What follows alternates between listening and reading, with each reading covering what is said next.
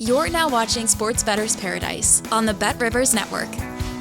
All right, Jimmy, I'm Paul Stone. Let's get to it. Our best bets here in college football. Let's get right to it. The field storm fade. Now, we've seen a couple where it hasn't really worked out. You know, Colorado, they rushed the field in Boulder with that Hail Mary and the overtime win against Baylor, but they followed it up. And Paul Stone, you were on the Buffaloes plus the points, and they rolled at Central Florida.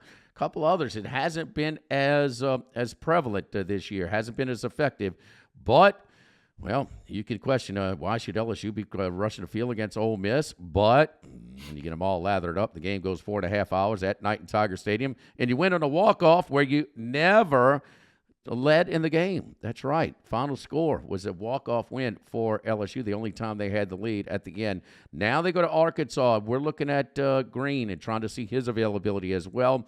He has been less than 100%. We think he will go. But Arkansas had their own field rush, but they had a week off going into this one. This was a tricky game 2 years ago when LSU walked it off against Alabama in overtime, and they struggled in that one but came out with a win. LSU is 2.5-55 Saturday night in Fayetteville, Paul. Yeah, certainly the availability of Arkansas quarterback Taylon Green is paramount to the Razorbacks' chances here. SEC injury report that came out yesterday, Taylon Green was not on that injury report. So even though Sam Pittman has kind of been, a little bit cautiously optimistic in his comments about Green's availability, it appears that he will start. I'm sure he's something less than 100%, but he will go against LSU. And you mentioned the LSU victory this past weekend over Ole Miss. They trailed the whole game. They forced regulation with a touchdown pass with under 30 seconds to go. And then, as you mentioned, the only lead that LSU had the entire game was when Garrett Nussmeier connected with Kyron Lacey, 25-yard touchdown pass.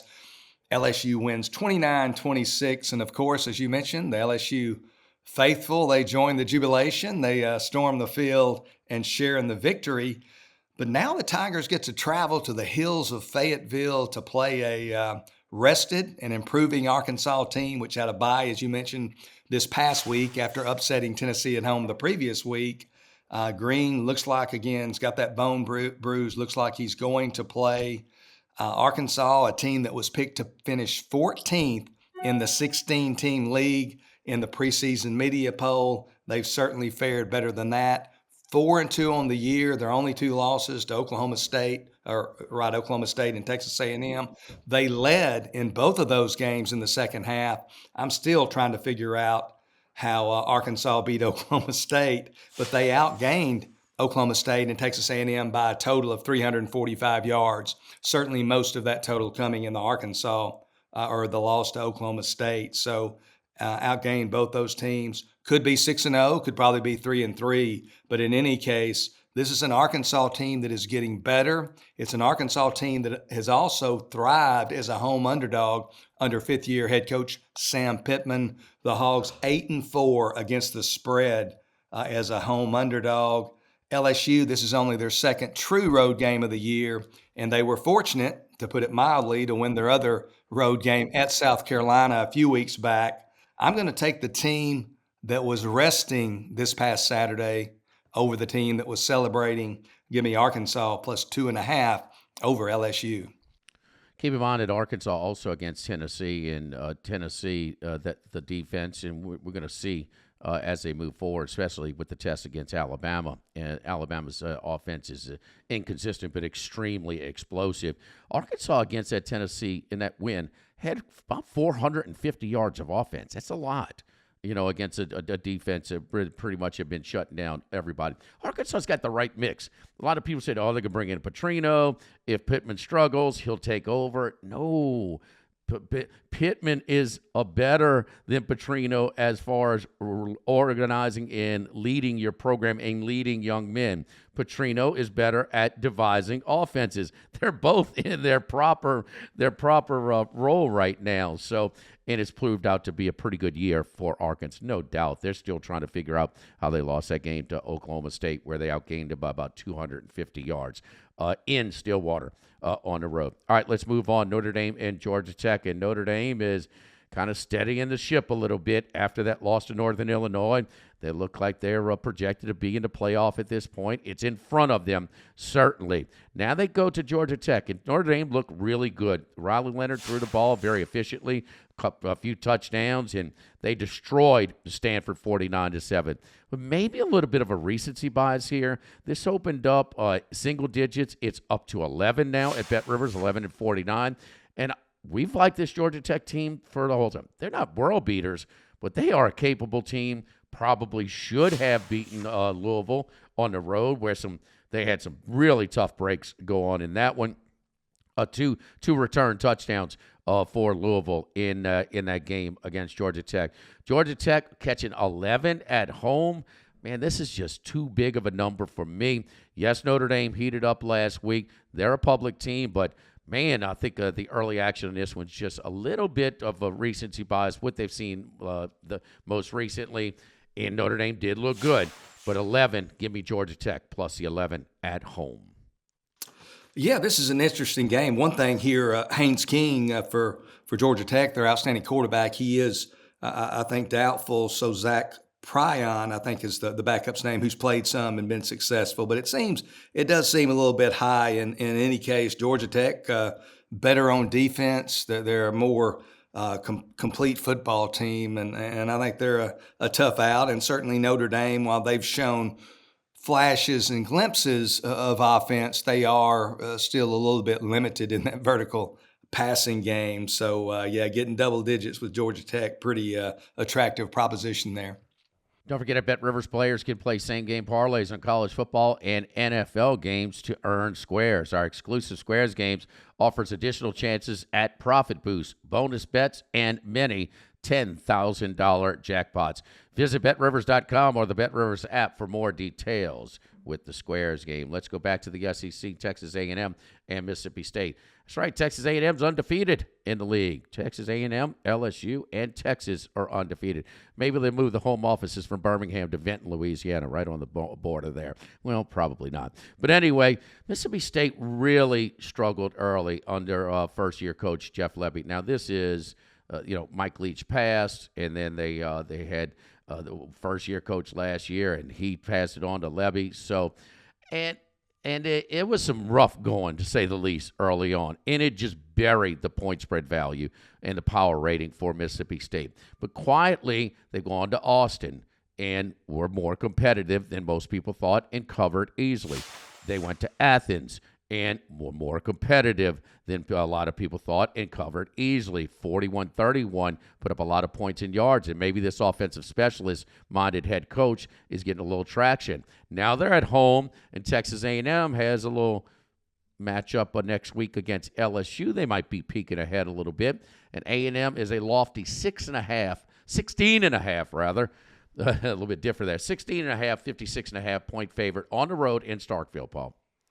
Yeah, Mississippi State's 1-5 at the regular season's midpoint, and there's no question that they're 16th in the 16-team SEC pecking order at this point. But that certainly doesn't mean as better as the guys like you and I, turn a blind eye and deaf ear to the Bulldogs at the betting window. We'll take perceived value wherever we can find it, and I think Mississippi State, based on their recent performances on the road against Texas and Georgia, they're worth a look, getting more than 2 touchdowns here against Texas A&M. You talked about Jeff Lebby, their first-year head coach, the former offensive coordinator there at the University of Oklahoma, also Art Briles' son-in-law, for whatever that's worth. In their first 4 games, they didn't do anything to merit our wagering trust. The game against Toledo was really depressing from Mississippi State's standpoint. They unfortunately lost their quarterback, Blake Shapen, to injury for the season, but that opened the door for their true freshman quarterback, Michael Van Buren, a strong-armed guy, a one-time Oregon commit. So that shows you the kind of people that were after Van Buren to step in as the starter, and he's really starting to show some promise under center, to put it mildly. We talked about that Texas game a few weeks back. They only trailed Texas by 8 points late in the third quarter, and then last week They lose between the hedges to Georgia 41-31, but Van Buren throws for 306 yards, 3 touchdowns against just 1 interception. So really like how he's starting to play as he gains experience. This Texas A&M team, we saw them in their season opener at home at Calfield against Notre Dame. Didn't look very good in that game, but 5 straight victories. They have righted the ship, and they're certainly in the thick of the 12-team playoff chase at this point. But as you mentioned, Jimmy, they got that big game at home next week against LSU waiting in the wings, giving up more than 2 touchdowns on the road to a Mississippi State team that is ascending. I like Mississippi State plus 16.5 over Texas A&M. All right, let's go to the Big 12. And one of the more disappointing teams in the Big 12 was just to start with Oklahoma State. But Kansas isn't far behind, and they had a lot of experience returning as well.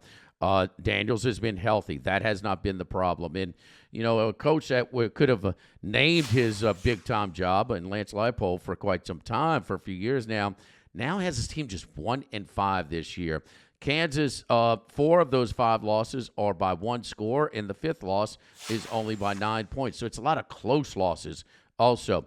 Houston 2-4. We talked about we liked the Houston total over 3.5 before the season, but we didn't realize that Willie Fritz's roster was maybe quite this bad. Now, they did pull off a big win a couple of Friday nights ago in Fort Worth, but if you dig a little deeper in that one, TCU had 4 turnovers. Houston had 0.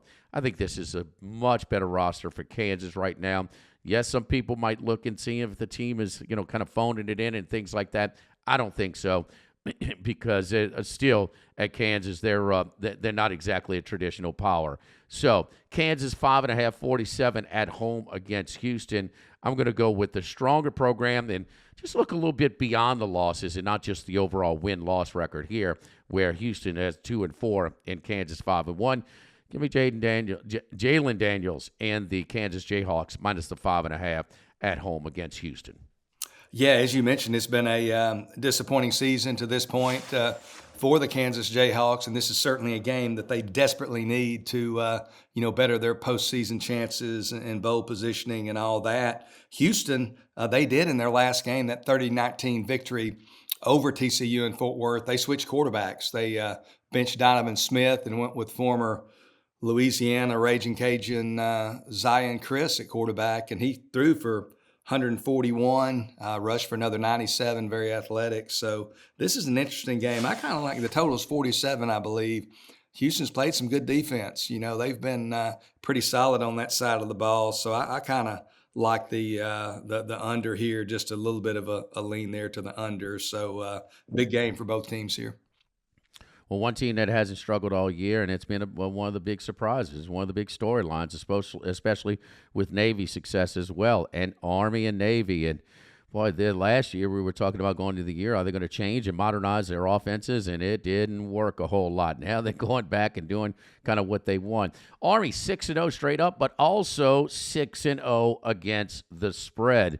15.5 and 57 at home against Eastern Carolina. And boy, I know UAB has had a rough year into Trent Dilfer, and it's, a lot of it goes on him as well. But this Bryson Daly, he ran around the left side early in the game last week, and, he stiff-armed this tackler, this attempted tackler for a UAB. He dribbled his helmet like he was dribbling a basketball or something. This guy is something, kind of a poor man's Tim Tebow. He is something. Senior quarterback Bryson Daly, and the numbers to match it as well. Right under 7 yards an attempt rushing, and also 14 TDs. And then also when he does throw it, he doesn't throw it much, just over 6 times a game, 20 for 37 on the year. But when he does, 13.5 yards an attempt and 6 TDs and no interceptions. Army, boy, we got that collision course, and all of a sudden Notre Dame's schedule looks a little bit tougher with these two, Army and Navy, later down the line. Paul, you still looking at maybe these numbers that were driven so low because of the struggles last year, but you're looking to lay it here with Army at home against the Pirates. Yeah, obviously there's going to be a little bit of a premium playing the Black Knights, but sometimes you just ride a hot hand, Jimmy, and that's what I'm going to do this week with Army. As you mentioned, they're 6-0 straight up. They're nationally ranked. They've won all 6 of their games by at least 17 points, and they've won those 6 games by an average of just a shade under 30 points a game. As you mentioned, they're also 6-0 against the spread, and one of only 2 teams in college football, Indiana being the other, that hasn't trailed in a game at any point this season. And you mentioned kind of the focal, or not kind of, the absolute focal point of that offense for Army, a bulldog of a quarterback, Bryson Daly, now in his second year as a starting quarterback for the Cadets. Team leading 738 rushing yards, 6.9 yards per carry. I think you also mentioned he's passed for 482 yards, averaging the 13.5 yards in an attempt. He's played a role in 20 touchdowns, 14 rushing, 6 passing. So he's just done everything that an Army, offense needs their quarterback to do. Army, though, as we both know, they are a run-dominant option offense. They run at 87.5% of their offensive plays. They lead the nation in rushing, 369 yards a game, 6.8 yards per carry. And all this may not bode well for East Carolina. In their most recent game, a 55-24 loss to Charlotte, East Carolina gave up 311 rushing yards, 6 yards a carry, and that's to Charlotte. Charlotte is not a rushing juggernaut. To illustrate this, before playing East Carolina, Charlotte rushed for 67 yards on 29 carries against Rice. So they get 67 yards rushing against Rice. Then they go for 311 against East Carolina. So East Carolina doesn't defend the run very well. And now they're going up against this option offense where you have all the eye candy and the misdirection. Army might roll up 400 rushing yards. And I say that not in jest, but in all seriousness. I like Army minus 15.5 over East Carolina. All right, so Army to keep it going. One thing about the military schools, we love taking them to bowl games because you know they're going to be focused. You know they're not going to just go through the motions. But also, when they have success, they know how to follow it up. They're not exactly going to read their own press clippings and get patted on the rear end on campus all week long. And if they show some of the camera shots in this game at West Point, one of the most beautiful campuses in all of college football. So it is really, really cool. Up on a plateau on the on the Hudson River, about an hour drive from the downtown New York City. All right, we got a double barrel pick here in this one. So UNLV and Oregon State, and UNLV, another one of those great stories this year in college football. They were last year as well, with Barry Odom coming over from Missouri and doing a hell of a job. We know about a lot of the distraction with the quarterback opting out because of an NIL deal or kind of going bad, and they handled it very well. If anything, I think they're getting better quarterback play out of the backup, out of the replacement. We know that was a competitive, a stiff competition for the job going in. So it wasn't like it was head and shoulders ability-wise, and I think that is proven to be the case. And I think the team is responding to the new quarterback as well. But now they go to Corvallis, Oregon. Oregon State's just coming off of a loss to Reno, Nevada, and boy, UNLV is how hyped up are they going to get this one when they also play very next week, a game that's been circled for a long, long time, and that's Boise State. That is the Heisman Trophy front runner right now, and Janty coming in with the Broncos to play in Las Vegas. Look ahead spot here. It's too many points on the road. It's a common thread if you've paid attention. All of our picks this week are home teams. Beavers plus a 7 at home right now, available at Pet Rivers. Paul, we're on the same page on this one. Mm-hmm. Sorry, I got a little bit of a scratchy throat here. But since taking over as head coach there at UNLV before last season, Barry Odom has been a cash cow for his backers. He sits 70% against the spread in his first 20 games, 14-6 ATS there for the Rebels. But at some point, I think the tariff becomes too high to support a team. You're just playing too much of a premium. And I think we've reached that point perhaps here this week in Corvallis. I actually made this game UNLV -3, so I thought it would come out 3. Some of the books opening this game Sunday morning opened UNLV at -5, quickly bet up to -7. So I think the number is just a little bit out of hand here. Oregon State's roster in the offseason certainly diluted after the Big 12, or the Pac-12 rather, essentially dissolved, and Oregon State was left out of the most recent wave of realignment, really didn't have a home. But what the Beavers do have is they have a talented dual-threat quarterback in Giovanni McCoy. He started for 2 years at FCS Idaho before transferring to Oregon State in the offseason. But he's coming off a dismal performance. Oregon State lost this past weekend at Nevada 42-37. And in that game, McCoy threw 4 interceptions. One of those returned for a touchdown by Nevada. Oregon State -4 in the all-important turnover category. Too much for Oregon State to overcome. But I kind of like that when handicapping this game. I think, McCoy's obviously a competitor. I think he's going to bounce back. Still looking back at that Nevada game, Oregon State had 562 yards. They outgained Nevada by 140 yards, out first down them 35-20. So they were very prolific offensively. UNLV, not that great on defense. And as you mentioned, UNLV, the game of the year. UNLV squarely in the group of 5 playoff discussion. They host Boise State next week there at Allegiant Stadium in Las Vegas. So one eye peeking towards Vegas back home while they're in Corvallis. I like Oregon State +7 over UNLV. All right, a little double barrel drive through. We'll be heavy on the home teams this week, and also a lot of situational handicapping in there as well. For Paul Stone, I'm Jimmy Ott. Every week we do the high-profile games in college football and then our best bets twice a week right here on the Sports Bettor's Paradise on the Bet Rivers Network.